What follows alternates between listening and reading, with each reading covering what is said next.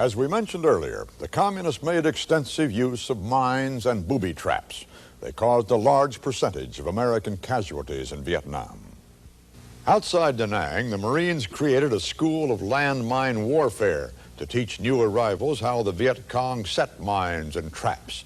The Marines used giant firecrackers to simulate the real thing. One round can be just as effective as anything else that you could possibly lose out in the field. By placing this in a small pit and a person coming along stepping on it, could very easily end up like I just did. So we have one of the VC flags, which here we emphasize majority of the time is just that you should look out for souvenirs. Everyone wants a flag or some item to take home.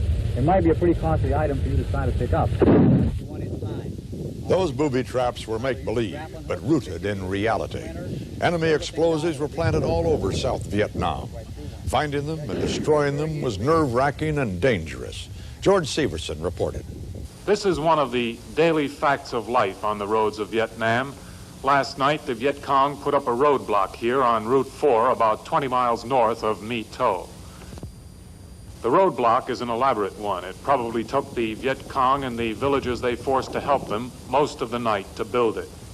In the morning, when traffic started to move, the villagers had disappeared from their homes, and a few trees and mounds of dirt lay across the road. Under some of the mounds, explosives had been planted. These men of Charlie Company of the 9th Division's 15th Engineer Battalion are clearing the roadblock. The job is done by gently laying charges of C4, plastic explosives, on each of the piles of dirt and blowing them up. Everyone smokes on the job. Cigarettes may be hazardous to your health, but this job is infinitely more dangerous. The cigarettes help to calm strained nerves, and they're also the most practical way to light the fuses.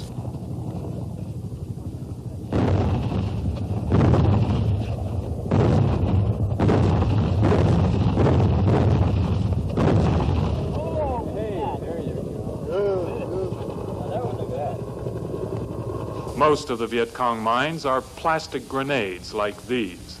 They're virtually impossible to pick up on mine detectors when they're buried. How often do they put these things out in this area? We've been getting about two a week in the last month and a half.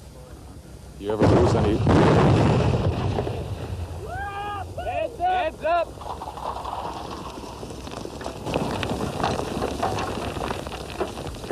The charge left a huge hole that only bulldozers and graders could fill in, and delayed the reopening of the highway for 7 hours.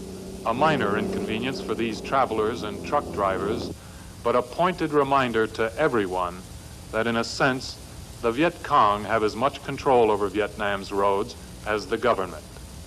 George Severson, CBS News, on Route 4 in the Delta.